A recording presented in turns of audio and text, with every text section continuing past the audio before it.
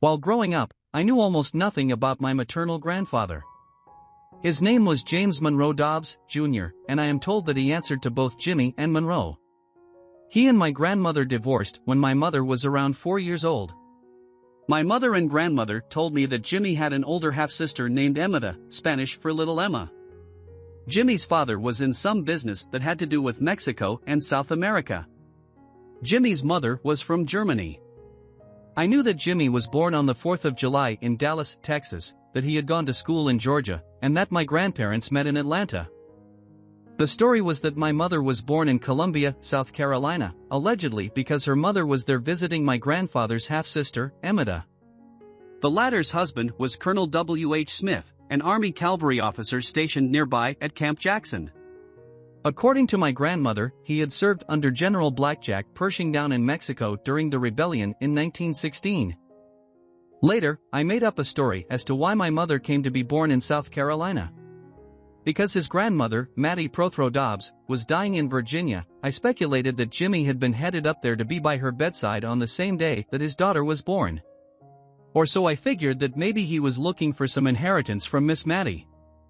I felt terrible about making up this story when much later, I learned that my grandparents were not merely visiting the capital of the great state of South Carolina in May of 1928. Instead, they were living there because my grandfather worked as a cashier at a furniture company, according to the 1928 edition of the Columbia City Directory. They must have been in Columbia only a short while because later that same year, they can be found listed as residents in the Atlanta City Directory for 1928. But I'm getting way ahead of myself here. Neither my grandmother nor my mother mentioned having ever met Jimmy's father, so I assumed he died before my grandparents were married. My mother remembered her grandmother, Helen Spiegel. She swears that the woman spoke with a German accent and was living at one time in Tampa, Florida. I do not believe that the woman that my mother remembered was my great-grandmother. Also, I do not believe that Helen Spiegel spoke with a German accent, nor do I think that she lived in Tampa at any time. And now I'm getting way off track. What I knew of my grandfather was that he died 6 months after I was born. According to Jimmy's obituary from January 1956, he was an administrative officer for the Soil Conservation Service in Temple, Texas. This meant that he worked for the Department of Agriculture, and I figured that he had been in that job since the beginning of the New Deal sometime in the early 1930s. His obituary further stated that his half-sister, Emma Smith, was living at that time in Washington, D.C.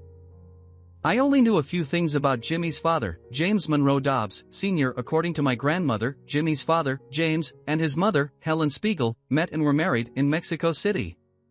She also told me that Jimmy's mother had been born in Berlin, Germany. Finally, I was told that Jimmy's father had been, at one time, the American ambassador to Chile.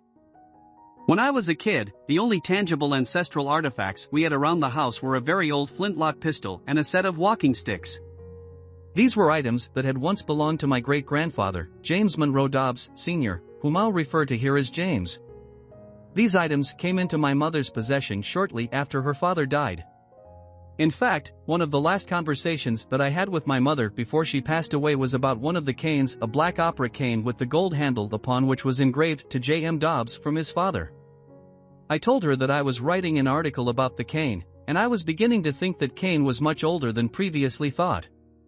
I had always assumed that the cane was given to my grandfather by his father. Still, my mother corrected me by telling me that opera canes were popular in the 1870s and not the 1920s. Therefore, the cane was given to great-grandfather by his father, whom I knew nothing about for most of my life. All I knew about James was what I had been told by either my grandmother, a daughter-in-law he never met, or by my mother, a granddaughter, whom he never knew. Having access to this antique pistol and these very odd-looking walking sticks allowed my siblings and me to touch something very old. When I was younger, these weren't antiques to me. The pistol and the walking sticks were props that I used to role-play imaginary situations my ancestor might have endured. For a long time, I was obsessed with wondering what he might have looked like. I knew I had other ancestors, but my maternal grandfather's father was one that I had some evidence of. I had something that I could hold in my hand that he had at one time held in his hand. I wonder if he had used the flintlock pistol in a duel. I recall that when I was in elementary school, uncertain as to the fashion of the times he lived in, I imagined him fighting a duel in knee breeches. I have always thought of my great-grandfather as an international man of mystery. Once again, I'm getting ahead of myself. As for what I knew about my maternal grandfather, as I was growing up, I will add that Helen Spiegel was not born in Germany and that James M. Dobbs, Sr., was not the ambassador to Chile. He was, however, Consul General to Valparaiso, Chile, during the Second Cleveland administration in the 1890s. That was all I knew until 1999 when I answered an online forum query looking for the descendants of James Monroe Dobbs, Jr. The text of the question mentioned my mother and my aunt by name.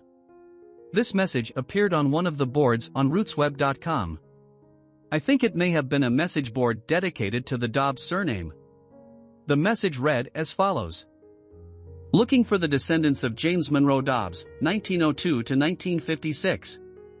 Daughters by the first wife were Joe Carlin and Pat DeBacker. James' second wife was Helen Muhaney, and they were married in Fort Worth in 1937. James Monroe Dobbs' mother was Helen Spiegel. Would also like to know when and where she died. Any help is appreciated. Thanks. Shelley. When I saw this message, my jaw dropped. There were only about 10 people in the world that this message could be for, and I was one of them. I answered this message by introducing myself as the eldest grandson of James Monroe Dobbs.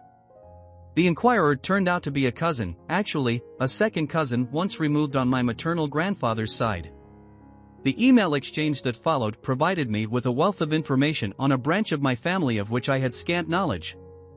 The inquirer and her aunt had traced this side of my family back to the 1680s as Quakers settling in Pennsylvania and then migrating down into South Carolina and Georgia. Her aunt's name was named Annie von Schielhaar of Atlanta, Georgia, and she was the cousin Annie from the telegram. At this point, I may be getting even further ahead of the story. I have not introduced myself, nor have I stated how things came to be at this point in the story. But that will have to wait for the next episode, as that is all we have time for now. If you enjoyed this episode, be sure to hit the like button down below, and don't forget to subscribe to the Gathering More Leaves channel.